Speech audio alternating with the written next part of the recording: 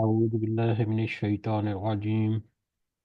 بسم الله الرحمن الرحيم. رب اشرح لي صدري ويسر لي أمري واحلل عقدة من لساني يفقه قولي. رب يسر ولا تعسر وتمم بالخير. اللهم لا سهل إلا ما جعلته سهلا وأنت تجعل الحزن إذا شئت سهلا.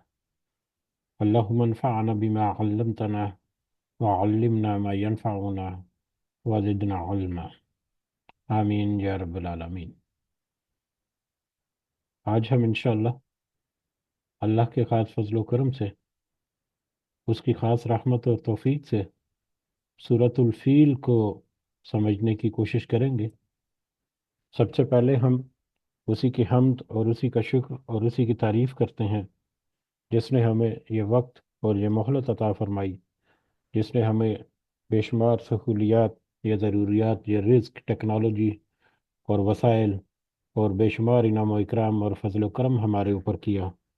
اور خاص کر جس نے ہمارے دلوں میں یہ ڈالا کہ ہم اس بابرکت کلام کو سمجھنے کی کوشش کریں۔ اللہ تعالیٰ سے دعا ہے کہ اس کوشش میں ہمیں استقامت نصیب فرمائے، اس کی صحیح سمجھ کے ساتھ ساتھ اللہ ہمیں اس پر عمل کرنے کی بھی توفیق عطا فرمائے، اپنی اور اپنے ساتھیوں کی اصلاح کرنے کی اللہ تعالیٰ ہمیں توفیق عطا فرمائے، اور دنیا کے ساتھ ساتھ اللہ ہمیں آخرت کی کامیابی اور بھلائی اور اپنا خاص فضل و کرم ہمارے شامل حال رکھے۔ آمین یا رب العالمین۔ آگے بڑھنے سے پہلے ہم اپنا پچھلا سبق، اس کا ترجمہ دہراتے ہیں، جو کہ سورۃ الہمزہ، جو پچھلی مجلس میں ہم نے دیکھا، جس میں اللہ تعالیٰ نے فرمایا بڑی خرابی ہے ہر اس شخص کے لیے جو عیب ٹٹولنے والا اور غیبت کرنے والا ہو، وہ جو مال کو جمع کرتا جائے اور اسے گنتا جائے، وہ سمجھتا ہے کہ اس کا مال اس کے پاس سدا رہے گا یا اس کا مال ہی اس کی زندگی ہے۔ ہرگز نہیں، یہ تو ضرور توڑ پھوڑ دینے والی آگ میں پھینک دیا جائے گا۔ اور تجھے کیا معلوم اور تم کیا جانو کہ ایسی آگ یا توڑ پھوڑ دینے والی آگ کیا ہے، حطمہ کیا ہے؟ وہ تو اللہ تعالیٰ کی سلگائی ہوئی آگ ہے جو دلوں پر چڑھتی چلی جائے گی،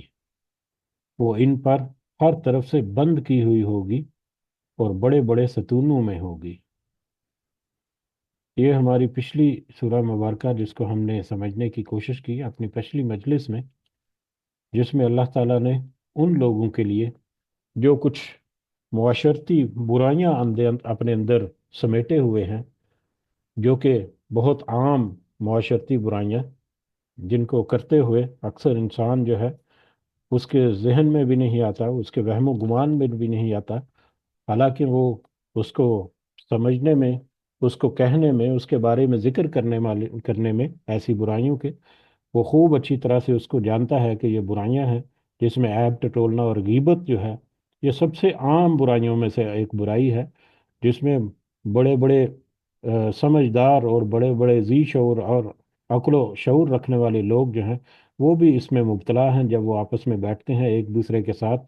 تو کہیں نہ کہیں کوئی نہ کوئی بات ایسی نکل پڑتی ہے جس پہ پھر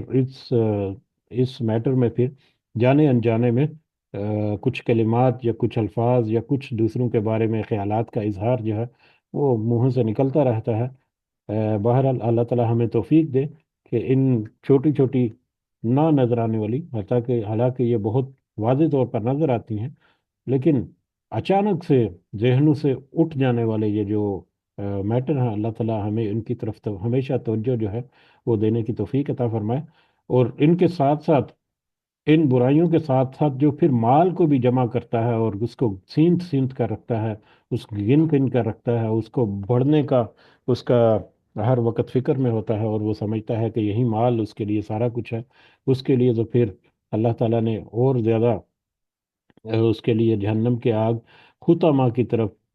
ان دونوں کا ایکچولی غیبت کرنے والے، دوسروں کے عیب ٹٹولنے والے اور مال کو جمع کر کر کے رکھنے والے اور گننے والے اور ان کا حساب کتاب کر کر کے اس کی حرص اور لالچ میں اپنے آپ کو ڈالنے والے جو ہیں، ان سب کے لیے اللہ تعالیٰ نے हुतमा का एक अजाब जो है, उसकी वार्निंग जो है वो इस सूरह मुबारक में खुले तौर पर दो टोक अल्फाज में अल्लाह ताला ने दे दी। और फिर अल्लाह ताला कहते हैं वमा अदरा का मल हुतमा, तुम्हें क्या मालूम, तुम तो सोच समझ भी नहीं समझते, तुम्हारे तो वहमो गुमान में भी नहीं कि वो हुतमा जो है वो किस कदर शदीद आग होगी, या किस कदर शदीद वो तोड़ फोड़ देने वाली होगी। वो तो दर हकीकत अल्लाह की सुलगाई हुई आग है। यानी अल्लाह ताला बस इन बुराइयों के ऊपर किस कदर गजबनाक होते हैं कि वो उनको ऐसी आग में, जिसके लिए अल्लाह ताला ने कहा कि वो तो अल्लाह की सुलगाई हुई आग ही, उस आग में फेंके जाएंगे। बहरहाल अल्लाह ताला हमें तौफीक दे कि इन आयात को समझने की और उस पर ऊपर अमल करने की और अपनी इस्लाह करने की हमें तौफीक अता फरमाए। ख़ासकर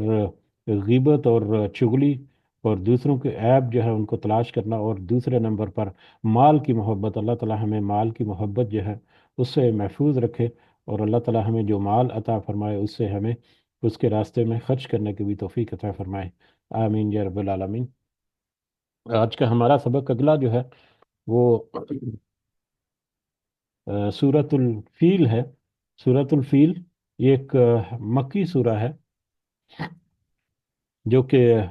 मक्का के दौर में नाज़िल हुई। कुरान मजीद ये मुसहफ जो हमारे हाथों में है, इसमें सूरतों की तरतीब से ये 105 नंबर पर यह सूरह मुबारक आती है, जबकि तरतीब नज़ूली के एतबार से ये 19वें नंबर पर है, 19 नंबर पर। इसमें सिर्फ 5 छोटी छोटी और मुख्तसर सी आयत हैं और एक रुकू है। एक रुकू और 5 आयत पर मुश्तमिल मक्की सूरा सूरतुल फील। अल फील, इसी सूरह मुबारका की सबसे पहली आयत में ये लफ्ज़ जो है इस्तेमाल हुआ है, जिसकी वजह से इसका नाम, इसकी पहचान के लिए अल फील रखा गया। फील जो है वो हाथी को कहते हैं, और अल फील है वो ख़ास हाथी,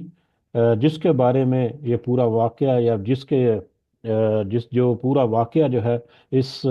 सूरह मुबारका का पेश खैमा या मरकज़ी ख्याल है। तो अल फील वो ख़ास हाथी है जिसके बारे में आगे जाकर हम तज़किरा करेंगे, कि जो कि अब्रहा अपने साथ काबा को ढाने के लिए या काबा को मिस्मार करने के लिए लेकर आया था। लेकिन उस हाथी के साथ क्या हुआ मामला, वो आगे जब हम बढ़ेंगे तो हम उसके बारे में मज़ीद बात करेंगे। यकीनन आप सब लोगों ने इस वाक़े को बहुत खूब अच्छी तरह से सुना होगा। ये मशहूर तरीन वाक़यात में से एक वाक़या है कुरान मजीद में, जो तज़किरा हुए वाक़यात में इस हाथी का नाम जो है वो महमूद था। जो हाथी, वो ख़ास हाथी जो कि आगे आगे था अब्राहा की फ़ौज में, उसका नाम जो है वो महमूद था। बहरहाल ज़माना नज़ूल के एतबार से अगर हम देखें तो ये 19 नंबर जो उसका जो क्रोनोलॉजिकल ऑर्डर है वो हमें इस तरफ इशारा करता है कि ये भी ये सूरह मुबारका की मक्का की बिल्कुल इब्तदाई सूरतों में से एक सूरत है। और इब्तदाई सूरतों के हालात वाक़यात और उस वक़्त का माहौल और लोगों के अंदर इस्लाम के बारे में मतलब कबूलियत का रुझान और उससे इनकार और मुखालफत का रुझान जो है वो भी डेवलप हो रहा है, पनप रहा है, बढ़ भी रहा है। लोगों को इसकी तरफ एक रगबत जो है वो भी इसके ज़रिए से मिलती है। और इसके बीचों बीच में ही छोटी छोटी सी आयत की शक्ल में एक वसी और गहरे और समुंदर से भी ज़्यादा वुसअत रखने वाली मफ़हूम के साथ कुछ जो आयत शुरू के ज़माने में नाज़िल होना शुरू हुई, वो तो फिर बहुत सारे सवालात जो हैं वो लोगों के जहनों में उभारती हैं, जो उसको आपस में डिस्कस करते हैं आए एक दूसरे के साथ। उसका ज़बान ज़द आम ये सारा एक सब्जेक्ट मैटर जो है वो कुरान का और नबी का सल्लल्लाहु अलैहि वसल्लम और उनकी नबूवत का और रिसालत का, ये सारे का सारा ज़बान ज़द आम होता है। तो यही उस वक़्त के हालात और वाक़यात जो हैं हमें मिलते हैं। बाहर उसी उन्हीं हालात और वाक़यात के दरमियान जबकि लोग जो हैं एक दूसरे के साथ बारे में कुरान की आयत का तज़किरा करते हैं, सिर्फ एक दो लफ्ज़, 3 अल्फाज पर मुश्तमिल आयत जो हैं, जो कि उनकी लुगत में और उनके जो ज़ुबान की जो बलागत है उस वजह से बहुत गहरा असर उनके जहनों पर रखते हैं। जिसके बारे में हमने पिछली आयत में भी या पिछली सूरतों में भी देखा, जैसा कि सूरतुल असर के बारे में हमने देखा कि किस तरह से عبداللہ سوری عمرو بن عاص جو ہے وہ اپنے مسلمان ہونے سے پہلے مسلمہ کذاب کو ملے، اور مسلمہ کذاب سے ان کا مکالمہ ہوا، اور مسلمہ کذاب نے ان سے جب پوچھا کہ کیا تمہارے نبی پر کوئی نیا کلام جو ہے وہ نازل ہوا ہے، تو انہوں نے سورۃ العصر جو ہے وہ پڑھ کر سنائی، حالانکہ اس وقت وہ مسلمان نہیں ہوئے تھے۔ مسلمہ کذاب نے بھی اپنی طرف سے کوئی اول فول سا کلمہ جو ہے وہ بک دیا، جس کو سن کر فوراً حضرت عمرو بن العاص جو کہ اس وقت تک مسلمان نہیں تھے، وہ فوراً پہچان گئے کہ نہیں، یہ جو مسلمہ کذاب جو بک رہا ہے یہ تو حقیقت لگتی نہیں، یا اس کا کوئی اثر ہی نہیں ہوا اس کے اوپر۔ حالانکہ اس نے بھی وہی کوشش کی کہ چھوٹی چھوٹی آیات یا چھوٹے چھوٹے الفاظ پر مشتمل دو تین آیات جو ہیں، یا دو تین جملے جو ہیں، جملے کہنا چاہیے، آیات نہیں کہنا چاہیے اسے، تو وہ اس نے پیش کیے حضرت عمرو بن العاص کو، لیکن انہوں نے اس کو ماننے سے انکار کر دیا۔ تو لوگ جو ہیں اس وقت وہ سمجھتے تھے ان آیات کی حقانیت کو، ان کی سچائی کو، ان کی گہرائی کو، اس کے پیچھے ہوئے چھپے ہوئے مفہوم کو خوب اچھی طرح سے سمجھتے تھے، سارے سیاق و سباق کے ساتھ اسے سمجھتے تھے۔ ہمیں تو پورا پڑھنا پڑتا ہے کہ پہلے کیا ہوا، بعد میں کیا ہوا، اس وقت کے حالات کیا تھے، لیکن جیسے ہی ان کے سامنے یہ بات رکھی جاتی، وہ فوراً سے سمجھ جاتے کہ اس کا لب لباب کیا ہے، یہ کیوں، اس کا پس منظر کیا ہے، اس کا معنی اور مفہوم کیا ہے۔ تو یہی وجہ ہے کہ ان کے درمیان ایک بے چینی بھی ہوتی کہ یہ کیا آیات نازل ہو رہی ہیں یا کیسے ہوتی ہیں۔ انہوں کے بیچوں بیچ بہت ساری جو آیات اللہ تعالیٰ نے نازل کر دی، اسی میں یہ سورۃ الفیل جو ہے اس کا بھی تذکرہ، یا وہ بھی اللہ تعالیٰ نے نازل فرما دی کہ ذرا اپنے ماضی قریب کی طرف، ماضی بعید نہیں، ماضی قریب کی طرف ذرا دیکھو، جھانک کر دیکھو، آگے جا کے مزید جو واضح کھل جائے گا معاملہ جو ہے، کہ اپنے ماضی قریب میں ذرا جھانک کر دیکھو کہ آج جو تم 360 بت جو ہیں وہ کعبے میں رکھ کر ان کی پوجا کرتے ہو، اور وہ اللہ جو کہ حقیقی حقدار ہے کہ صرف اسی کی عبادت کی جائے، صرف اسی کی پرستش کی جائے، اسی کی بندگی کی جائے، اس کو تم سیکنڈری سمجھتے ہو، اس کو بالکل پسے پش ڈال دیتے ہو، وہی اللہ ہے جس کی تم مدد کے طلبگار تھے ماضی قریب میں، ماضی بعید نہیں، ماضی قریب میں ہی۔ جب یہ واقعہ سورۃ الفیل کا ہوا، تو جیسے ہی یہ سورۃ الفیل کا سوری یہ الفیل والا واقعہ جو ہے وہ مطلب آیات میں آیا، یا ایک سورہ کی شکل میں سامنے آیا، تو یقیناً اس وقت کے جو لوگ ہیں ان میں سے اکثر تو اس واقعے کے چشمگیر گواہ تھے، وہ اس پر مطلب یقیناً اس کی طرف اور توجہ ان کی ہوگی کہ یہ تو ہاں، یہ تو ہمارا اپنا ہی رویہ تھا، یہ تو ہمارا اپنا ہی سٹوری ہمارے سامنے رکھ دی گئی اللہ تعالیٰ کی طرف سے، کہ تم ذرا اس واقعے کی طرف بھی غور کرو اور ذرا توجہ دو، اور اپنے معاملات کی طرف دھیان دو ذرا، کہ تم کس طرف کو جلتے جا رہے ہو۔ بہرحال یہ واقعہ ہم آگے چلیں گے تو تھوڑا سا ایک مختصر سی تفصیل اس کی دیکھیں گے۔ جیسا کہ تذکرہ ہوا کہ یقیناً آپ لوگوں نے، ہم سب نے یہ واقعہ جو ہے وہ کئی دفعہ سنا ہے، بہت سارے بہت بہت سارے جگہوں پر، بہت سارے مختلف محفلوں میں ہم نے یقیناً یہ واقعہ جو ہے سنا ہوگا۔ بہرحال اگر ہم اس واقعے کو، اس سورہ مبارکہ کی تمہید جو ہے وہ سمجھ کر اس کو ہم اگر تذکرہ کریں، تو ہم دیکھتے ہیں کہ اس وقت جب یہ اسلام جو ہے یا جب یہ قرآن نازل ہو رہا ہے، اس وقت کی تاریخ کے اوپر اگر ہم نظر دوڑائیں، تو جس طرح سے آج ایک گلوبل ولیج بن گئی ہے یہ پوری دنیا، کہ یہاں پر بیٹھا ہوا کوئی بھی شخص جو ہے اپنے ڈیوائس کے اوپر پوری دنیا کے حالات و واقعات جو ہے وہ جان لیتا ہے۔ یا آج سے کچھ عرصہ پہلے، کوئی ایک دو دہائیاں پہلے بھی کچھ اس طرح کا ماحول جو ہے وہ بن چکا تھا، جب سے یہ میڈیا اور یہ ٹیلی ویژن نیٹ ورکس وغیرہ ڈیولپ ہوئے، یا ٹیلی فون کمیونیکیشن سسٹم جو ہے ڈیولپ ہوئی، تو اس وقت تک تو یہ ماحول جو ہے وہ کریٹ ہو چکا تھا، لیکن اس سے پہلے جو ہے وہ انفارمیشن کی ترسیل جو ہے، کمیونیکیشن جو ہے وہ اتنی آسان نہیں ہوتی تھی، اور خاص کر صدیوں پہلے جو انفارمیشن ہے وہ بہت دیر تک، دور دور تک پہنچنے میں اس کو بہت وقت لگتا تھا، اور اس وقت تاریخ جو لکھی گئی وہ مختلف خطوں کی یا مختلف جو سلطنتیں ہیں ان کی تاریخ جو ہے وہیں تک محدود تھی۔ جیسے کہ روم وغیرہ جو ہے ان کی تاریخ، ان کے جو مورخین ہیں انہوں نے اس کے بارے میں تاریخ لکھی، کیونکہ وہ روم کی سلطنت کے باہر تو ان کی دسترس نہیں تھی، نہ کوئی انفارمیشن کا فلو اس طرح سے تھا۔ اسی طرح سے افریقہ وغیرہ جو ہے وہاں کی تاریخ جو ہے وہ ان تاریخ دانوں نے لکھی۔ اسی طرح سے حجاز کی تاریخ جو ہے وہ اس وقت کے جو تاریخ دان جو جنہوں نے تاریخ لکھی، وہ بڑے معتبر نام جو ہیں اس میں ابن ہشام اور محمد بن اسحاق شامل ہیں۔ ابن ہشام اور محمد بن اسحاق دو ایسی شخصیات ہیں جنہوں نے سیرت النبی صلی اللہ علیہ وسلم کے اوپر بھی اپنی کتابیں جو ہیں وہ لکھی، جس کو جو سیرت ابن ہشام اور سیرت ابن اسحاق کے نام سے جانی جاتی ہیں، اور وہ مطلب ارلیسٹ یعنی قدیم ترین اور کیا نام ہے اتھینٹک ترین جو کتابیں جو مانی جاتی ہیں سیرت النبی کے چیپٹر کے اوپر صلی اللہ علیہ وسلم، تو سیرت ابن ہشام اور سیرت ابن اسحاق بھی ہے۔ تو انہی سے پھر بہت سارے روایات یا بہت سارے واقعات کو پھر بعد میں آنے والے جو جنہوں نے سیرت کی کتابیں لکھی، انہوں نے اس کے اوپر پھر ان کو دلائل کے طور پر ان کتابوں سے یا ان سیرت سے رہنمائی لی۔ بہرحال ابن ہشام اور محمد بن اسحاق نے بہت ساری تفصیل جو ہے اس سورہ فیل کے واقعے کے بارے میں تذکرہ کی۔ اس کے علاوہ کچھ اور مورخ جو ہیں ان کا بھی تذکرہ ملتا ہے۔ تو مولانا مودودی نے اس کو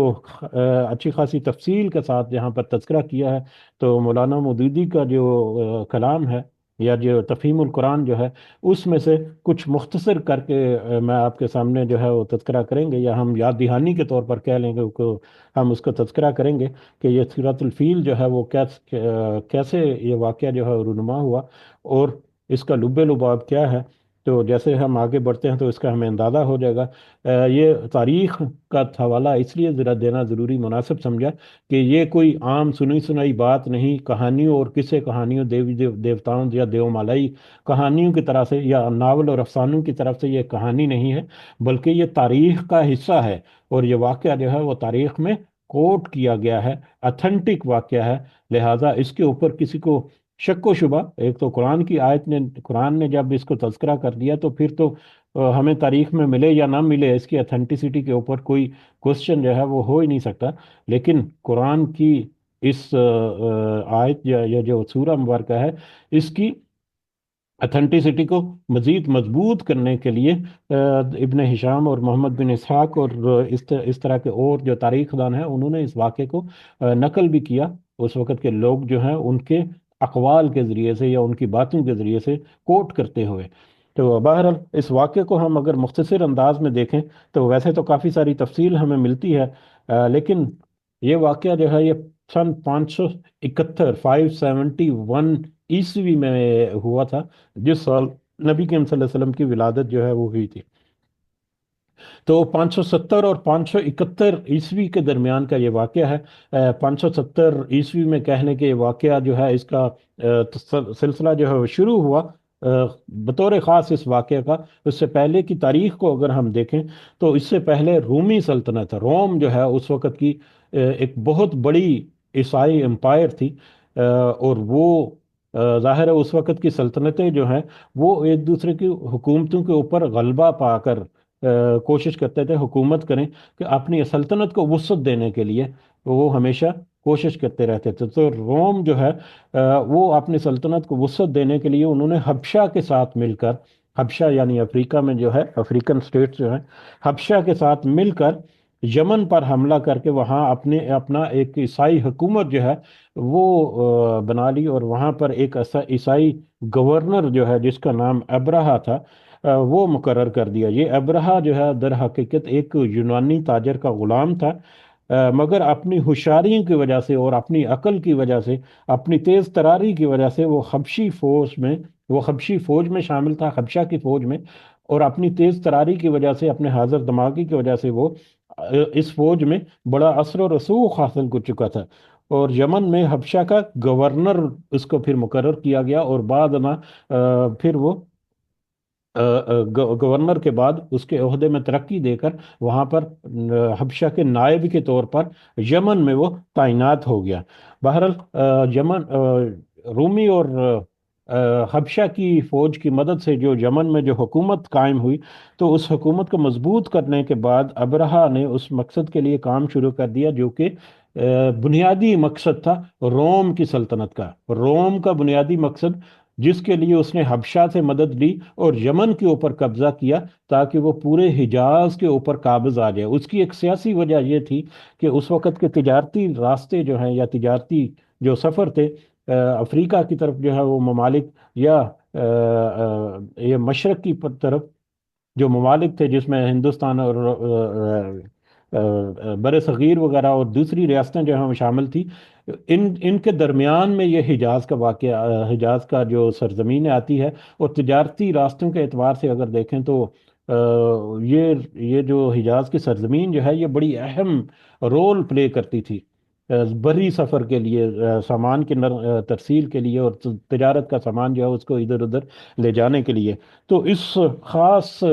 سرزمین کے اوپر اس اپنا تسلط مطلب قائم کرنے کے لیے اس کی خواہش تھی، نمبر ایک کہ اس پورے حجاز کے اوپر اس کا کسی طرح سے حکومت یا تسلط آ جائے، اور دوسری ان کی خواہش تھی کہ کسی طرح سے عیسائیت کی ترویج ہو جائے، عیسائیت کو بڑھاوا ملے۔ تو ان دو وجوہات کی بنا پر مطلب ابراہا نے جو وہاں پر اس مطلب حکومت جو قائم کی، تو تو اس نے وہاں پر یمن کا جو دارالحکومت ہے اس وقت کا، صنعاء جو آج بھی ہے، صنعاء میں اپنا ایک کلیسا یا ایک بہت بڑا گرجا گھر جو ہے وہ تعمیر کروایا۔ اور یہ گرجا گھر جو ہے اس نے کس مقصد کے لیے تعمیر کیا؟ محمد بن اسحاق کی روایت ہے کہ اس کام کی تکمیل کے بعد اس نے شاہ حبشہ کو، یعنی ابرہہ نے شاہ حبشہ کو خط لکھ کر یہ واضح طور پر پیغام دے دیا کہ عربوں کا حج یعنی کعبہ سے، عربوں کا حج کعبہ جو ہے اس سے وہ پوری ایکٹیویٹی جو ہے، یا مرکزی مقام جو ہے، یا مرکزی ایکٹیویٹی کا محور جو ہے، وہ عربوں کے حج کعبہ سے وہ اس گرجا کی طرف یا اس کلیسا کی طرف موڑے بغیر نہیں رہے گا۔ یعنی اس نے اپنے فیصلے کا یا اپنی نیت کا کھلے عام اظہار کر دیا کہ میری نیت ارادہ یہ ہے کہ میں حج کعبہ جو ہے اس کا جو اس کی جو ایکٹیویٹیز ہیں وہ وہاں سے منتقل کر کے صنعاء میں جو گرجا جو تعمیر کیا ہے اس کی طرف میں اسے موڑ دوں۔ یعنی یمن پر سیاسی اقتدار حاصل کرنے کے بعد عیسائیوں کی مسلسل یہ کوشش رہی کہ کعبہ کے مقابلے میں ایک دوسرا کعبہ بنائے اور عرب میں اس کی مرکزیت جو ہے وہ قائم کریں، یا یعنی مرکزی مقام جیسے کہ کعبہ کو حاصل ہے اس طرح سے اس گرجے کو حاصل ہو جائے۔ اسی طرح سے ابن کثیر نے لکھا ہے کہ اس نے،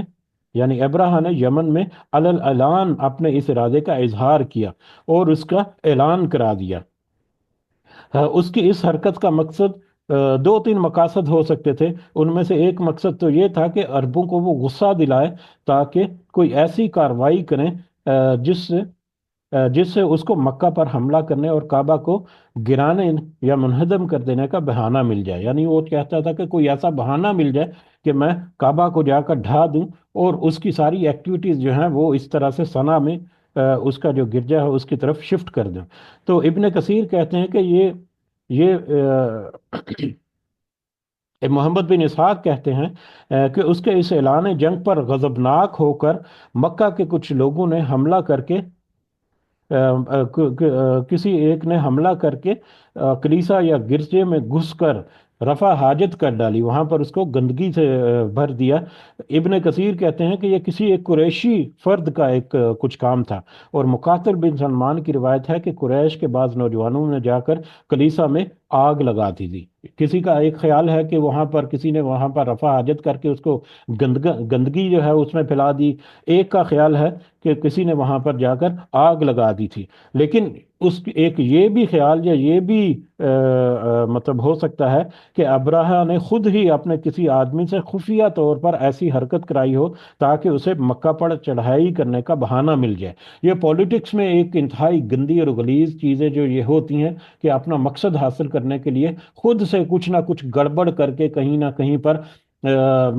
مطلب اشتعال دیا لایا جاتا ہے تاکہ ایک بہانہ جو ہے دنیا کو دکھانے کے لیے کریٹ ہو جائے کہ دیکھو فلاں شخص نے یا فلاں گروہ نے یہ معاملہ اس جگہ پر کر دیا، اب اس کا بدلہ لینے کے لیے ہم اس حد تک جانے سے گریز نہیں کریں گے۔ تو یہ پالیٹکس کی ایک انتہائی نیگیٹو پہلو، دنیا کے پالیٹکس کی بات کر رہا ہوں، نبیوں کی سیاست جو ہے جس کا تذکرہ یہ تھرسڈے کی مجلس میں ہوا وہ اس سے الگ ہے۔ بہر دنیا کی سیاست کے طور پر یہ بھی ممکن ہے کہ اس نے ابراہہ نے خود ہی اس طرح کی کوئی ایکٹیویٹی پرفارم کی ہو تاکہ اس کو قریش کی طرف لشکر کشی کرنے کا ایک موقع یا بہانہ جو ہے مل جائے۔ बहरहाल उसने इस वाक़े के बाद एक कसम खाई कि अब तो मैं मक्के को या काबा को ढा कर ही रहूंगा, इसके बगैर अब नहीं चलूंगा। तो इस मकसद के लिए उसने 570 ईस्वी में 60,000, 60,000, 60,000 फौज का लश्कर लेकर और 13 हाथी, कुछ रिवायात में 9 हाथी हैं, कुछ रिवायात में 13 हाथी हैं, 13 हाथी और 60,000 फौज का लश्कर लेकर उसने मक्का की तरफ पेशकदमी शुरू कर दी। यहाँ पर एक छोटा सा नुक्ता जो नोट करने वाला है कि उस वक्त अरब, जो अपने आप को अरब या कुरैश मक्का या मक्का के कबीले और उनके गिर्द गिर्द गिर्द जो हवारी या उनके जो इत्तेहादी थे, वो उस वक्त चाहे जितनी भी ज्यादा मजबूत थे, लेकिन किसी भी लश्करकशी के लिए वो चंद हजार से ज्यादा फौजी जो है वो अपने साथ इकट्ठे नहीं कर सकते थे। इसके बावजूद कि एक उनका बड़ा नाम था, उनका बड़ा नाम जो है उसका तज़किरा हमें ऐसे अगली आने वाली सूरह जो है उसमें हम देखेंगे जाकर। बहरहाल तो 60,000 यानी एक बहुत बड़ी तादाद में फौज और 13 हाथी लेकर, 13 या 9 हाथी लेकर मक्का की तरफ रवाना हुआ। रास्ते में पहले यमन के एक सरदार जुनफर ने अरबों का एक लश्कर जमा करके उसकी मुज़ाहमत की। अब जाहिर है इतनी बड़ी फौज लेकर जब वो रवाना हुआ तो उसकी खबर जो है वो इर्द गिर्द फैल गई, और फिर काबा की हिफाजत करने के लिए कुछ बीच में हल्की फुल्की कोशिशें जो है वो भी की गई। तो सबसे पहली कोशिश जो है, जुनफर ने अरबों का एक लश्कर जमा करके उसकी मुज़ाहमत की, मगर वो शिकस्त खाकर गिरफ्तार हो गया। फिर दूसरी कोशिश जो है वो हसम के इलाके में एक अरब सरदार नुफेल बिन हबीब हसमी अपने कबीले को लेकर मुकाबले पर आया, मगर वो भी शिकस्त खाकर गिरफ्तार हो गया और उसने अपनी जान बचाने के लिए बदराक़ की खिदमत इंजाम देने का तीना कबूल कर लिया। बदराक़ क्या है? यानी रास्ता बताने वाले जो हैं, रास्ते की निशानदेही करने वाले। पुराने ज़मानों में रास्ते को तलाश करना या रास्तों को की निशानदेही करना, ये एक बड़ा अहम काम होता था, क्योंकि वहाँ पर उस तरह से रोड मार्किंग तो नहीं होती थी, ना ही माइलस्टोन्स लगे होते थे। तो रास्ता जानने के लिए एक ख़ास महारत या ख़ास वहाँ पर जो मार्फत होती थी इन लोगों की, वो बड़ी अहम होती थी। तो बदरका की जिम्मेदारी जो है उन्होंने उसने मतलब कबूल कर ली कि ठीक है, हम आपको रास्ता बताते हैं कि मक्का जो है वो किस तरह, कौन कौन से रास्ते पर चलेंगे तो हम आप जो है इस तरह से मक्का तक पहुंच सकते हैं। बहरहाल उसी रास्ते पर चलते चलते जब ताइफ के करीब पहुंचा तो बनी सकीफ,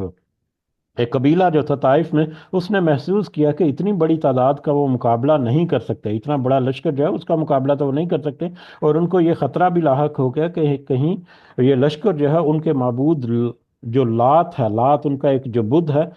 बुत था, उसका एक माबद था या उसका एक कह ले कि एक मंदिर था वहां पर। तो उनको ये डर हुआ कि कहीं ये मंदिर जो है उसको भी तबाह ना कर दे। तो उसका सरदार जो है मसूद एक वफद लेकर अब्रहा से मिला और उसने कहा कि हमारा बुत कदा या वो माबद नहीं जिसको ढाने के लिए आप आए हैं, वो तो मक्का में है, इसलिए आप हमारे माबद को छोड़ दें। हम मक्का का रास्ता बताने के लिए आपको, बदरका का या रास्ता बताने के लिए आपको सहूलियात जो है या रहनुमाई जो है वह हम फराहम कर देते हैं। अब्रहा ने उनकी ये ऑफर जो है वो कबूल कर ली और बनी सकीफ ने अपना एक आदमी अबू रिगाल जो है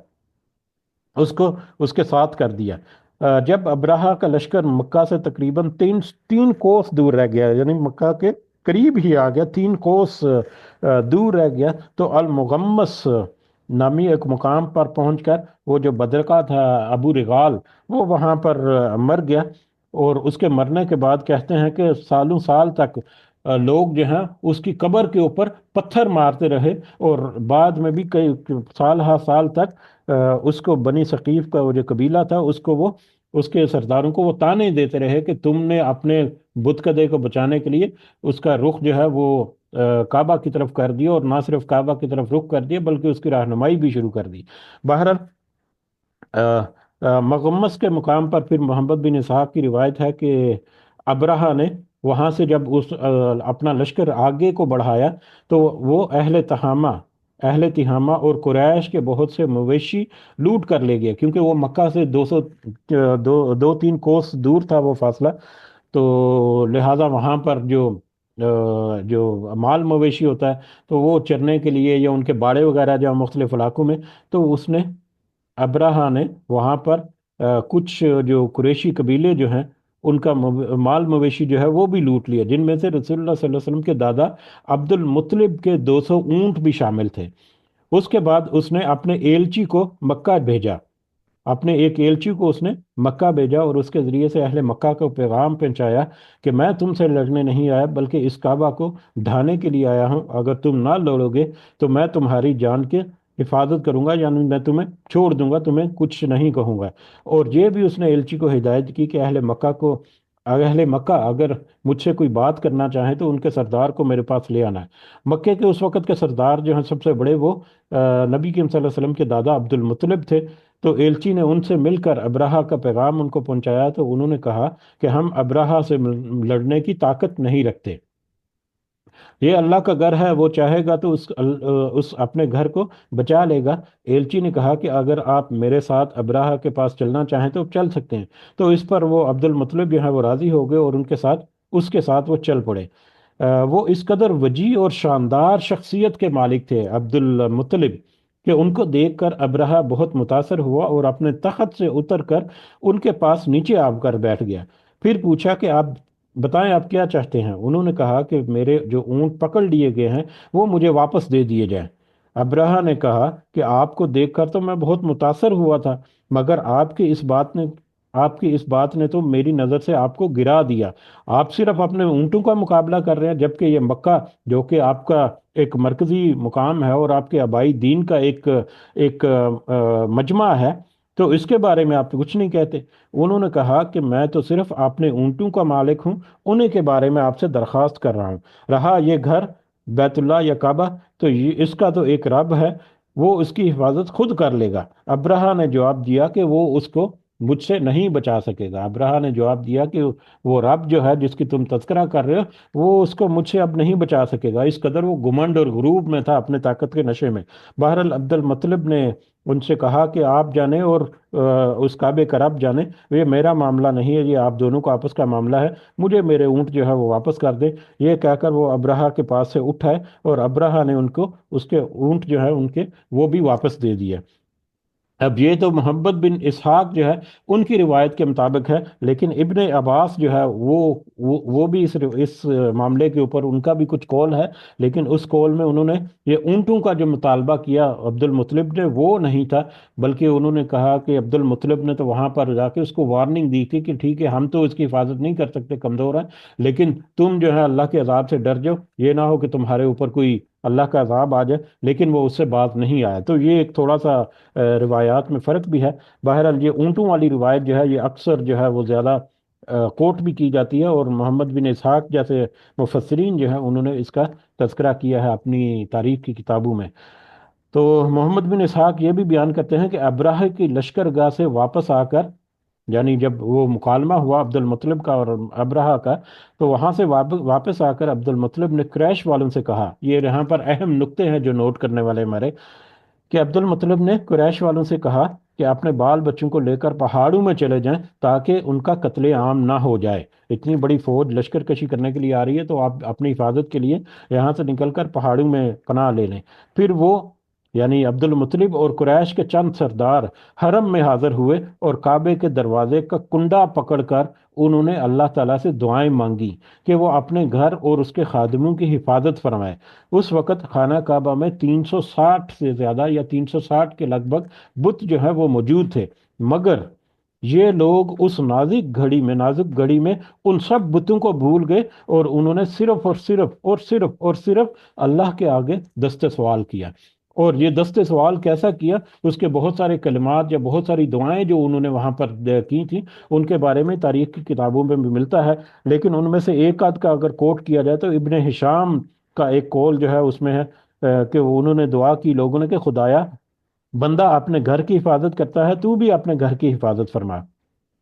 اسی طرح سے ابن جریر نے بھی کچھ ان کے اقوال جو ہیں وہ نقل کیے ہیں، جیسا کہ اے میرے رب، تیرے سوا میں ان کے مقابلے میں کسی سے امید نہیں رکھتا، اے میرے رب ان سے اپنے حرم کی حفاظت کر۔ اسی طرح اس نے یہ بھی ابن جریر نے یہ بھی قول نقل کیا ہوا کہ اس گھر کا دشمن تیرا دشمن ہے، اپنی بستی کو تباہ کرنے سے ان کو روک دے۔ یعنی دوسرا اہم نقطہ جو یہاں پر نوٹ کرنے کا ہے کہ وہ 360 بتوں کو انہوں نے چھوڑ کر صرف اور صرف ایک اللہ کو وہاں پر پکارا،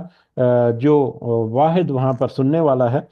تو اس کو پکار کر اس سے دعا کی کہ تو اپنے گھر کی حفاظت جو ہے وہ خود کر لے۔ یہ دعائیں مانگ کر بھی عبد المطلب اور ان کے ساتھی جو سردار تھے وہ بھی پہاڑوں میں چلے گئے، اور دوسرے روز ابرہہ مکے میں داخل ہونے کے لیے آگے بڑھا۔ جب وہ مکہ میں داخل ہونے کے لیے آگے بڑھا تو مزدلفہ اور منی کے درمیان محصر کے مقام پر اس کا خاص خاطی جو محمود جس کا نام تھا، جس کو الفیل کے نام سے یہاں پر تذکرہ کیا، اس کا نام محمود تھا، تو وہ خاص ہاتھی جو سب سے آگے لیڈ کر رہا تھا وہ اچانک سے بیٹھ گیا مکہ کی طرف، پیش قدمی کرنے سے وہ رک گیا یا وہیں پر بیٹھ گیا۔ اس کو بہت تبر وغیرہ مارے گئے، ایک سوئے کی طرح سے ایک نیزہ جو ہوتا ہے جو ہاتھیوں کو سدھانے کے لیے استعمال ہوتا ہے، وہ بہت باریک نیزہ ہوتا ہے، اس کے ذریعے سے اس کو مار مار کر اس کو زخمی کر دیا گیا۔ لیکن وہ ہاتھی جو ہے محمود جو ہے وہ مکہ کی طرف پیش قدمی سے کرنے سے رک گیا، اور اس طرف جب اس کو دائیں بائیں اور پیچھے کی طرف جب موڑا جاتا تو وہ بھاگنا شروع کر دیتا، لیکن جب اس کا منہ جو ہے مکہ کی طرف کر کے اس کو فورس کیا جاتا کہ مکہ کی طرف وہ پیش قدمی کرے، اس کے لیے وہ ہلنے پر بھی آمادہ نہ ہوتا اور وہیں پر بیٹھ جاتا۔ تو یہ تو ہاتھی جو ہے اس وقت اس کی حالت تھی، جو کہ وہ سمجھ گیا کہ اب یہ مکہ کی طرف جانا جو ہے اس کو ایک بہت بڑا ایک واقعہ ہو سکتا ہے۔ تو ہاتھی میں بھی اللہ تعالیٰ نے یہ اس وقت کہہ لیں کہ ایک فطرت جو ہے وہ رکھی کہ وہ بھی آگے بڑھنے سے اس نے بھی انکار کر دیا۔ اسی دوران اتنے میں پرندوں کے جھنڈ اپنی چونچوں اور پنجوں میں سنگریزے یا پتھر کے چھوٹے چھوٹے کنکر جو ہیں وہ لے کر آئے، اور انہوں نے اس لشکر پر ان سنگریزوں کی بارش کر شروع کر دی، جس پر یہ کنکر گرتے وہ اس کا جسم اسی وقت گلنا شروع ہو جاتا ہے۔ محمد بن اسحاق اور اکرمہ کی روایات جو ہیں کہ یہ چیچک کا مرض تھا، اور عرب میں اس سے پہلے چیچک جو ہے وہ اسی سال دیکھی گئی، اس سے پہلے کبھی چیچک کا مرض جو ہے وہ نہیں دیکھا گیا تھا۔ اسی طرح سے ابن عباس کہتے ہیں کہ جس پر کوئی کنکری گرتی اسے سخت کھجلی لاحق ہو جاتی، اور کھجاتے ہی جلد پھٹتی اور گوشت جھڑنا شروع ہو جاتا ہے۔ ابن عباس کی ایک دوسری روایت ہے کہ گوشت اور خون پانی کی طرح بہنے لگتا اور ہڈیاں نکل آتی۔ خود ابرہہ کے ساتھ بھی یہی ہوا کہ اس کا جسم ٹکڑے ٹکڑے ہو کر رہ گیا، اور جہاں سے کوئی ٹکڑا گرتا وہاں سے پیپ اور لہو بہنے لگتا۔ افراتفری میں ان لوگوں نے یمن سے ایک جو بدر کا نفیل بن حبیب، جس کو انہوں نے خصمی علاقے سے اپنے ساتھ لے کر آئے تھے، اس کو انہوں نے تلاش کر کے ان سے کہا کہ ہمیں واپسی کا راستہ بتاؤ۔ تو اس نے وہاں پر صاف انکار کر دیا اور کہا کہ اب بھاگنے کی جگہ کہاں ہے، اب تو خدا تمہارا تعاقب کر رہا ہے، اور یہ نکٹا جو ابرہہ ہے اب تو یہ مغلوب آ چکا، تو اب تم کہاں پر بھاگ کر جاؤ گے، اب یہیں پر تم اپنی سزا جو ہے وہ بھگتے رہو۔ بہرحال اس بھگدڑ میں جگہ جگہ یہ لوگ گر گر کر مرتے رہے، اور سب کے سب کچھ جو تاریخ دان ہیں جس میں عطا بن یسار بھی شامل ہے، وہ کہتے ہیں کہ سب کے سب اسی وقت ایک ہی جگہ پر ہلاک نہیں ہو گئے، بلکہ کچھ تو وہیں پر ہلاک ہوئے، کچھ بھاگتے ہوئے راستے میں گرتے چلے گئے۔ ابرہہ جو ہے وہ بھی اسی طرح سے واپسی کا سفر اس نے کیا تو وہ بھی خصم کے مقام پر پہنچ کر وہ بھی مرا۔ اور نہ صرف اس مطلب پرندوں کے ان جھنڈوں کے ذریعے سے، ان کنکریوں کے ذریعے سے اللہ تعالیٰ نے اس کعبے کی حفاظت کرنے کے لیے اس ابرہہ کے اس پورے لشکر کو وہاں پر ایک عبرتناک شکست دی، بلکہ تاریخ ہمیں یہ بھی بتاتی ہے کہ اللہ تعالیٰ نے حبشیوں کو صرف یہی سزا نہیں دی، بلکہ 3-4 سال کے اندر اندر وہ یمن سے بھی ان کی حکومت کا تختہ جو ہے وہ الٹ گیا، ختم ہو گیا، اور سن 575 عیسوی کے قریب، یعنی 4-5 سال کے اندر اندر جو اتنی مضبوط سلطنت جو حبشہ نے روم کے مدد سے ذریعے سے یمن میں جو تسلط اپنا قائم کیا تھا، 3-4 سال کے اندر اندر وہ ان کا تسلط جو ہے وہ بھی ان کے قبضے سے نکل گیا، اور وہاں سے وہ بیجوار مددگار ناکام ہو کر وہ واپس اپنی فوجیں ان کو واپس بلائیں، اور وہاں سے واپس ناکامی کی صورت میں واپس وہ وہاں سے لوٹ گئے۔ تو یہ اتنا بڑا واقعہ تھا، کچھ اور پوائنٹ جو ہیں وہ نوٹ کرنے کے، یہ اتنا بڑا واقعہ تھا جس کی تمام عرب میں شہرت ہو گئی، اور اس پر بہت سے شعراء نے قصیدے بھی لکھے۔ اس وقت قصیدہ کوئی جو ہے وہ بڑا اہم ایک کہہ لے کہ ایک پیشہ تھا، اور ایک اہم موضوع تھا وہاں پر کہ قصیدے سنتے تھے مختلف جگہوں پر، مختلف مواقع پر وہ قصیدہ کو جو ہے وہ وہاں پر قصیدے جو ہیں وہ پڑھتے تھے، اس میں کچھ حقیقت ہوتی تھی، کچھ افسانے ہوتے تھے، کچھ شاعری ہوتی تھی۔ تو یہ قصیدے جو ہیں اس واقعے کے بارے میں بھی بہت سارے لکھے گئے، اور ان قصیدوں میں نوٹ کرنے کی بات یہ ہے کہ سب نے یہی لکھا کہ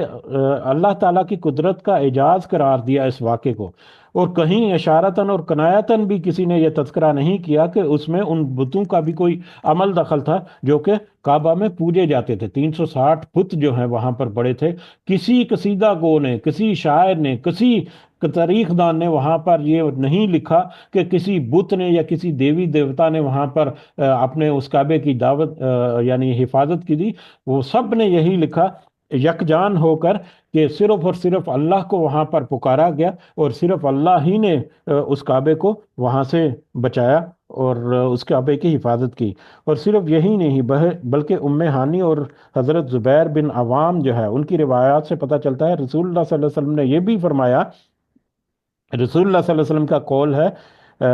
کہ قریش نے 10 سال تک، اس واقعے کے 10 سال تک، اور کچھ روایات میں 7 سال آتا ہے، صرف اللہ وحدہ لا شریک کے سوا کسی کی عبادت نہیں کی۔ ام ہانی کی ایک روایت جو ہے،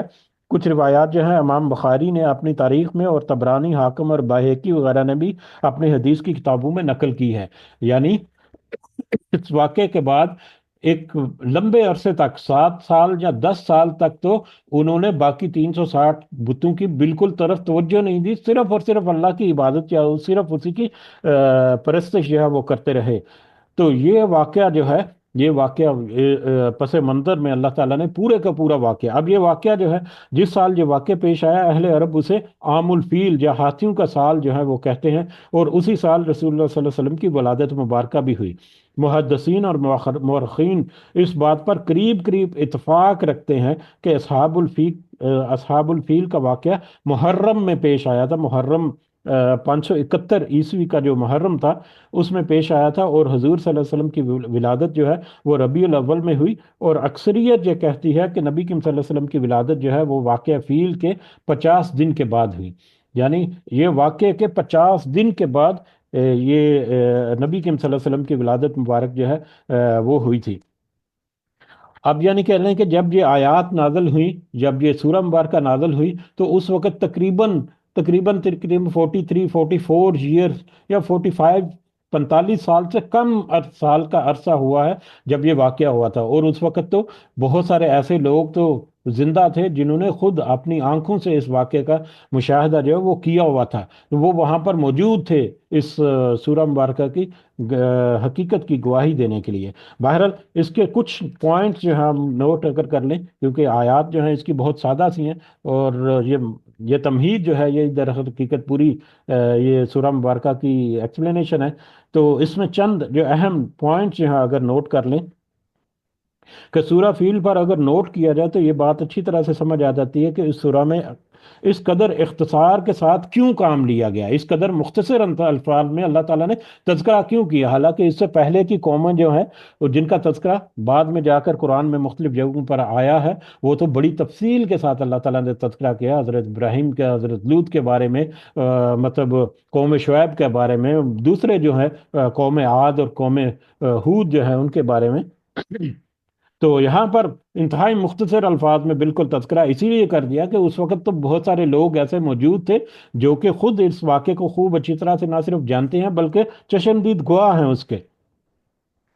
اس کے علاوہ اگر کہیں تو واقعہ کچھ زیادہ پرانا نہیں تھا، مکے کا بچہ بچہ اس کو جانتا تھا۔ عرب کے لوگ عام طور پر اس واقعے سے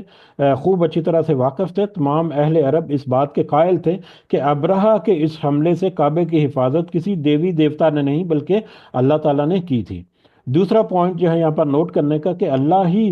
سے قریش کے سرداروں نے مدد کے لیے دعا مانگی، اور چند سال تک قریش کے لوگ اس واقعے سے اس قدر متاثر رہے کہ انہوں نے اللہ کے سوا کسی اور کی عبادت ہی نہیں کی، یعنی صرف اور صرف اللہ تھا جس کو پکارا گیا کعبے کے دروازے کا کنڈا پکڑ کر، وہ تھا، باقی سارے بت جو ہیں ان کو وہاں پر بھول گئے اس وقت مدد طلب کرنے کے لیے۔ اس کے علاوہ اس سورہ فیل میں ان تفصیلات کے ذکر کی حاجت اس لیے بھی نہیں تھی بلکہ صرف اس واقعے کو یاد دلانا کافی تھا تاکہ قریش کے لوگ خصوصاً اہل عرب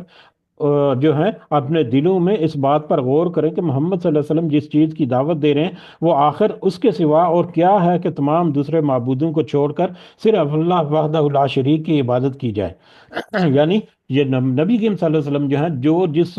اللہ کی طرف یا جس توحید کی طرف بلا رہے ہیں، یہ وہی اللہ ہے جس کو انہوں نے آج سے 40 45 سال پہلے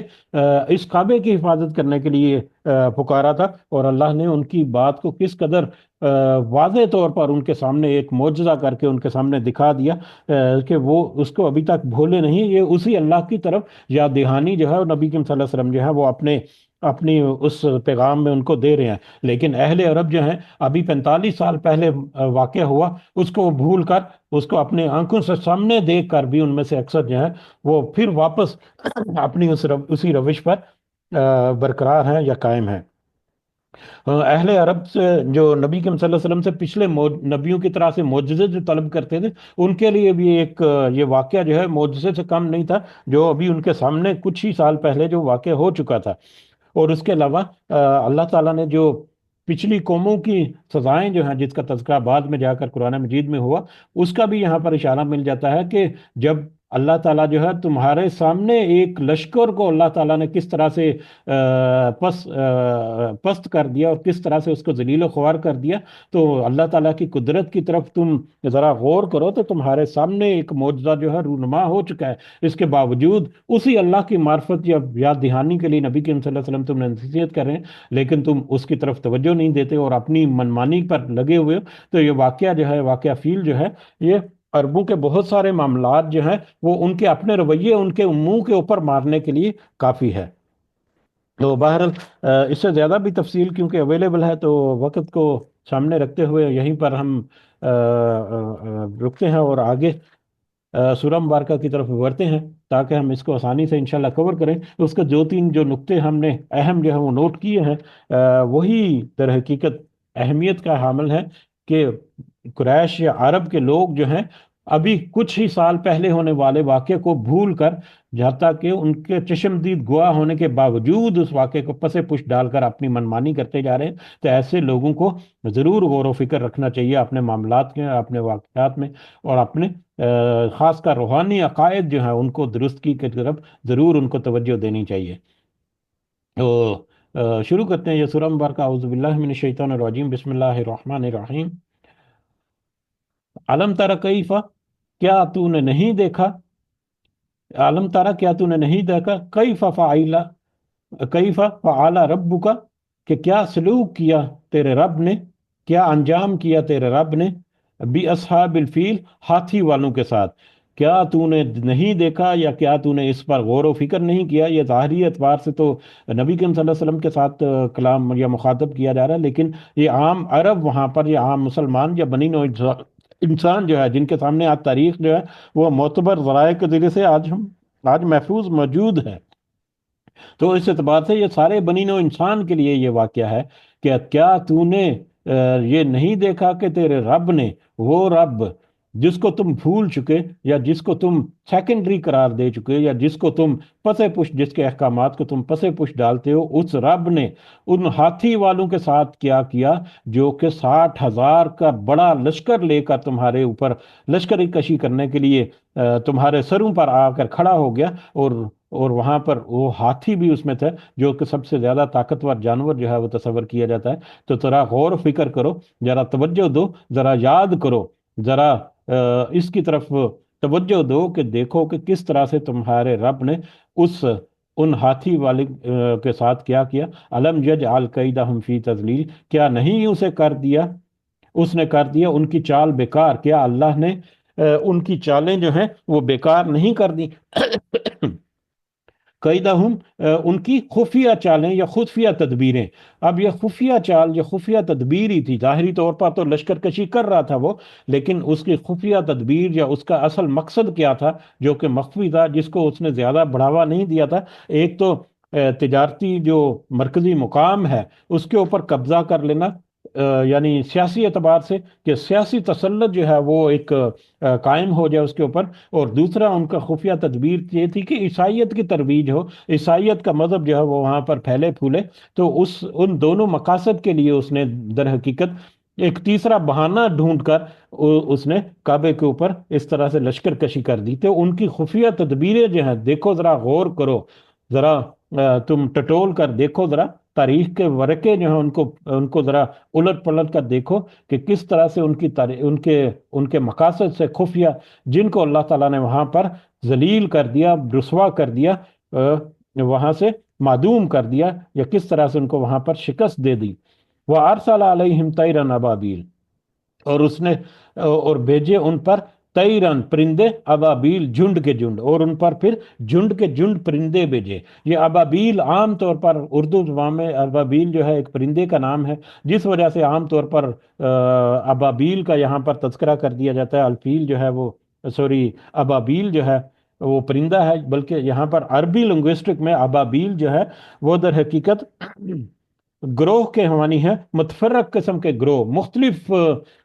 طرح کے گروہ مل کر کہیں پر کوئی پیش قدمی کریں تو یہ جھنڈ جو ہے اس کو کہتے ہیں۔ اس کے مختلف اور بھی ہمیں روایات مل جاتی ہیں۔ بہرحال یہ جھنڈ جو ہے لازمی نہیں کہ پرندوں کے ہوں، یہ آدمیوں کے بھی ہو سکتے ہیں، جانوروں کے جھنڈ بھی ہو سکتے ہیں۔ تو ابابیل جو ہے وہ جھنڈ یا ایک گروہ ہے جو کسی بھی چیز کا ہو سکتا ہے، کسی آدمی کا، کسی پرندے کا،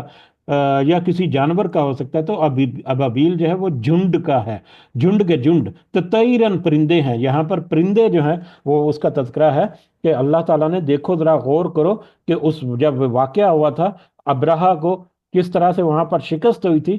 تو وہاں پر کس طرح سے اللہ نے پرندوں کے جھنڈ وہاں پر ان کو بھیج دیے۔ اور یہ پرندے کیسے تھے اس کے بارے میں بھی ہمیں روایات سے ہمیں ملتا ہے۔ اکرمہ اور قتادہ کہتے ہیں کہ وہ جھنڈ کے جھنڈ پرندے جو ہیں وہ بحر احمر کی طرف سے آئے تھے، یعنی بحر احمر جو ان کے شمال کی طرف ہے، وہاں سے آئے تھے۔ نہ تو یہ پرندے حجاز کے تھے۔ سعید بن جبیر اور اکرمہ کہتے ہیں کہ اس طرح کے پرندے پہلے نہ کبھی دیکھے اور نہ بعد میں کبھی دیکھے گئے۔ یہ نہ تو نجد کے پرندے تھے اور نہ ہی حجاز کے، اور نہ ہی تہمہ، یعنی حجاز اور بحر احمد کے درمیان جو ساحلی علاقہ ہے، وہ وہاں کسی علاقے میں کوئی وہ پرندہ جو ہے کبھی پایا ہی نہیں گیا، نہ ہی کبھی دیکھا گیا ہے۔ ابن عباس کہتے ہیں کہ ان کی چونچیں جو ہیں وہ پرندوں جیسی تھیں، اور ان کے پنجے جو ہیں وہ کتے کے جیسے تھے۔ اور اکرمہ کا بیان ہے کہ ان پرندوں کے سر جو ہے وہ شکاری پرندوں کے جیسے تھے، یعنی ان پرندوں کی جو شکل و صورت تھی وہ بھی عام پرندوں سے مختلف تھی، اور نہ ہی وہ پرندے اس سے پہلے کہیں دیکھے گئے، نہ ہی کہیں بعد میں دیکھے گئے، اور نہ ہی اس پورے اہل عرب کے پورے حجاز کے کسی علاقے میں اس طرح کے پرندے جو ہیں وہ پائے جاتے تھے۔ وہ الگ قسم کے بطور خاص پرندے تھے جن کے جھنڈ اللہ تعالیٰ نے وہاں پر بھیجے، جنہوں نے جہاں پر جا کر وہاں پر کیا ترمیہم پھینکتے تھے ان پر بحجارۃ من سجیل، ان پر کنکریاں، کنگر جو ہیں وہ مٹی، جو کہ گیلی مٹی جو ہے گارے کی طرح سے، وہ اس کو خشک کر دیا جائے تو وہ سجیل بن جاتی ہے۔ تو گیلی خشک مٹی جو کہ خشک ہو کر پتھر کی طرح سخت ہو جائے، اس سے بنی ہوئی کنکریاں تھی جو وہ پرندے جو ہیں جھنڈ کے جھنڈ لے کر آئے، اور انہوں نے اس ابرہہ کے اس لشکر پر اس کی بمباری شروع کر دی، اس کو پھینکنا شروع کر دیا، ان کو مطلب ٹارگٹ کرنا شروع کر دیا۔ اب یہ کنکریاں کیسی تھی ان کے بارے میں بھی تاریخ میں ہمیں ملتا ہے، اور تقریباً سارے کے سارے راوی جو ہیں اس بات پر متفق ہیں کہ ہر پرندے کی چونچ میں ایک کنکر تھا، اور پنجوں میں دو کنکر تھے، یعنی ہر پرندے کے پاس 3 کنکر تھے، ایک جو ہے ان کی چونچ میں تھا اور 2 کنکر جو ہیں ان کے 2 پنجوں میں تھے۔ مکہ کے بعد لوگوں کے پاس یہ کنکر جو ہے ایک مدت تک محفوظ بھی رہے۔ ابو نعیم جو ہیں انہوں نے نوفل بن ابی معاویہ کا بیان نقل کیا ہے کہ میں نے وہ کنکر، یعنی نوفل بن ابی معاویہ جو ہے ان کا بیان ہے کہ میں نے وہ کنکر دیکھے ہیں جو اصحاب الفیل پر پھینکے گئے تھے، وہ مٹر کے چھوٹے دانے کے برابر سیاہی مائل سرخ رنگ کے تھے۔ اور ابن عباس کی روایت ہے، ابو نعیم نے جو نقل کی ہے کہ وہ چلغوزے کے برابر تھے، اور ابن مردودیہ کی روایت میں ہے کہ وہ بکری کی مینگنی کے برابر تھے۔ چاہے ظاہر ہے وہ کنکر تھے چھوٹے چھوٹے، تو اس کے سائز جو ہے وہ تھوڑا بہت فرق ہو سکتا ہے، لیکن سارے ہی سائز جو ہیں وہ مٹر کے دانے کے برابر، یا جو بکری کی مینگنی جو ہے اس کے برابر اتنے سے سائز سے جو چھوٹے چھوٹے وہ پرندے جو ہیں وہ ایک اپنی چونچ میں اور 2 اپنے پنجوں میں اٹھا کر جنہوں نے آسانی کے ساتھ آئے اور انہوں نے وہاں پر حملہ کر دیا، اور ٹارگٹڈ وہاں پر ایک اٹیک کیا ان پرندوں نے وہاں پر۔ اور اس طرح سے یہ سنگریزے جو ہیں وہ وہاں پر ان کو برسائے گئے، اور ان سنگریزوں کے برسانے سے وہاں پر ان کی حالت کیا ہے؟ فجعلہم، پھر کر دیا انہیں کعصف معقول، کہ جس طرح سے کھایا ہوا بس ہو، ان کنکروں کے برسانے سے، ان سنگریزوں کے برسان کی برسات سے، یا ان کے ٹارگٹڈ جو آپریشن ہوا، اس کے نتیجے میں اس لشکر کا یہ حال ہو گیا جیسا کہ کھایا ہوا بس ہو کا عصف۔ عصف جو ہے وہ کہتے ہیں جو وہ اناج وغیرہ جو ہے چاول کا یا گندم وغیرہ کا، جب اس میں سے دانے جو ہیں وہ چھانٹ کر الگ کر لیے جاتے ہیں، تو وہ بھوسا جو باقی رہ جاتا ہے وہ جانوروں کے چارے پر کے طور پر استعمال ہوتا ہے، تو وہ عصف ہے۔ اور پھر معقول بتایا کہ کھایا ہوا حسب، جب وہ بھوس جو ہے وہ جانوروں کو چارے کے طور پر دیا جاتا ہے، تو جانور جو ہے اس کو جب چباتے ہیں تو ان کے منہ سے بھی پھر تھوڑا بہت جو وہ بھوس جو ہے وہ وہاں سے نکل جاتا ہے، جو ان کے پاؤں میں روندا جاتا ہے، اور خس و خاشاک کی طرح حقیر اور بالکل ناقابل استعمال ہو جاتا ہے۔ تو اس قدر حقیر کر دیا، اس قدر پست کر دیا اس 60,000 کے لشکر کو، جس میں 9 یا 13 ہاتھی بھی شامل تھے، اور یقیناً اس میں گھوڑے بھی ہوں گے اور دیگر بھی ان کے اسلحہ جو ہے جنگ وغیرہ کرنے کے لیے، وہ سارے کا سارا وہاں پر ہوگا۔ تو اس قدر بڑے لشکر کو، جبکہ وہاں پر اہل عرب کے پورے قبیلے مل کر چند ہزار جو فوج کا لشکر جو ہے وہ بھی نہیں بنا سکتے تھے، 60,000 فوج کا لشکر اللہ تعالیٰ نے ان چھوٹے چھوٹے پرندوں کے جھنڈوں کے ذریعے سے چھوٹی چھوٹی سی کنکریاں برسا کر ان کی حالت ایسے کر دی کہ جیسے خس و خساک بھی نہیں، ذلیل و خوار ہوا خس و خساک جو ہے، بس جو ہے، ان کے جیسی ان کی حالت جو ہے وہ کر دی وہاں پر۔ اس قدر وہاں پر وہ ذلیل و خوار ہوئے، اور اس قدر وہاں پر وہ رسوا ہوا، وہ پورا لشکر جو ہے وہ ابرہہ کا اور اس کے ساتھیوں کا، یا اس کی فوج کا۔ تو یہ واقعہ جو ہے یہ سورہ مبارکہ میں ہے۔ اس کا تذکرہ جو ہے کر کے اللہ تعالیٰ نے جیسا کہ کئی دفعہ پہلے بھی تذکرہ ہوا، کہ یاد کرایا ذرا، کہ ذرا یاد کرو کہ ماضی قریب میں ہی تمہارے ساتھ ایک ایسا لشکر کری ہوئی تھی، لیکن اللہ تعالیٰ نے اس اپنے گھر کی حفاظت کی، اس گھر کی حفاظت کی جس اللہ نے، اسی اللہ کو تم نے وہاں پر پکارا تھا، بلکہ کئی سال تک تم اس کو ہی پکارتے رہے، اور دوسرے بتوں کو تم نے، یعنی اس واقعہ کا اثر تمہارے اوپر اس قدر تھا کہ کئی سال تک تمہارے دوسرے بتوں کی تمہیں کبھی یاد ہی نہیں، لیکن پھر تم اپنی کمزوریوں میں گرفتار ہو کر پھر واپس اسی طرف چلے گئے۔ اب تمہیں واپس یاد دہانی کرنے کے لیے اب یہ رسول جو ہے صلی اللہ علیہ وسلم تمہارے اندر موجود ہیں، یہ کتاب تمہارے اندر موجود ہے قرآن، تو تم اب یاد دہانی اپنی یادوں کو تازہ کرو، اپنے روحانی جو پہلو ہیں ان کو ذرا واپس سے ریویو کرو، اور واپس سے اپنی اصلاح کرو اگر تم کامیابی چاہتے ہو، وگرنہ تمہارا حال جو ہے وہ اسی طرح سے ہوگا جیسا کہ یہ دنیا میں اس طرح سے ہو سکتا ہے جیسا کہ لشکر فیل کے ساتھ ہو گیا، اصحاب الفیل کے ساتھ ہو گیا، یا اس طرح بھی ہو سکتا ہے جو کہ، یہ تو ایک لشکر کے بارے میں یہاں پر تذکرہ کیا جس کے اوپر لوگوں نے کان نہ دھرے، بعد کے آنے والے واقعات میں پھر بہت ساری مختلف قوموں کا تذکرہ بھی کیا، کہ انہوں نے تو اپنے نبیوں کو اس طرح سے استحصال کیا، تو اس کے نتیجے میں ان کے ساتھ کیسا معاملہ ہوا، ذرا ان کی طرف سے توجہ دو۔ لیکن جس نے وہاں پر توجہ دینی تھی وہ وہاں پر ایمان لایا، جس نے توجہ نہیں دینی تھی ان کا تو پھر بدر سے ہی ان کا استحصال شروع ہوا، دنیا میں بھی ان کو سزا ملنی شروع ہوئی، اور آخرت میں بھی تو ان کے لیے سزا جو ہے وہ طے شدہ ہے اللہ کے پاس۔ تو بہرحال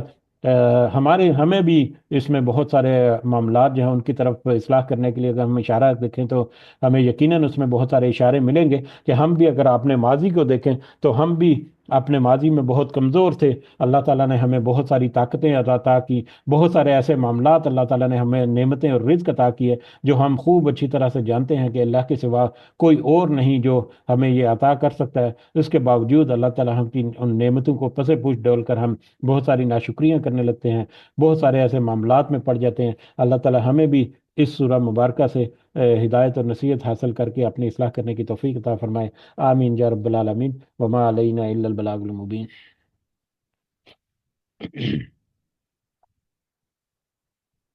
جی اگر کچھ اضافہ آپ کرنا چاہیں تو کر سکتے ہیں، جزاکم اللہ خیرا کثیرا۔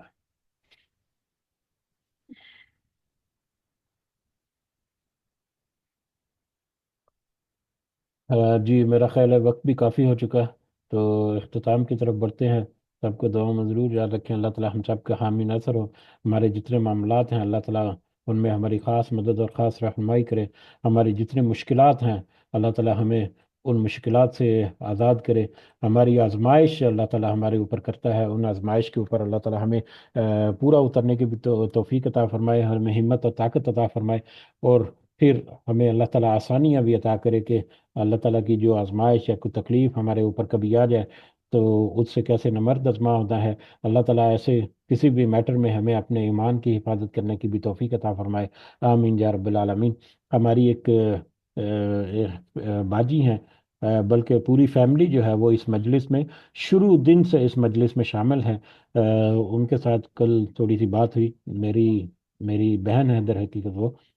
تو وہ بھی اپنے کچھ معاملات میں بہت زیادہ پریشان ہیں، تو ان کے لیے بطور خاص دعا کریں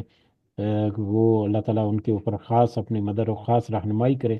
خاص فضل و کرم ہمارے اوپر سب کے اوپر کرے، اور ان کے اوپر بطور خاص ان کے لیے ضرور دعاؤں میں یاد رکھیں۔ اللہ تعالیٰ ہمارا سب کا حامی و ناصر ہو۔ آمین یا رب العالمین۔ رب ارحمہما کما ربیانی صغیرا، رب ارحمہما کما ربیانی صغیرا، رب ارحمہما کما ربیانی صغیرا، ربنا آتنا فی الدنیا حسنہ وفی الآخرۃ حسنہ وقنا عذاب النار، ربنا ظلمنا انفسنا وإن لم تغفر لنا وترحمنا لنكونن من الخاسرين، ربنا تقبل منا إنك أنت السميع العليم وتب علينا إنك أنت التواب الرحيم، سبحان ربك رب العزة عما يصفون وسلام على المرسلين والحمد لله رب العالمين،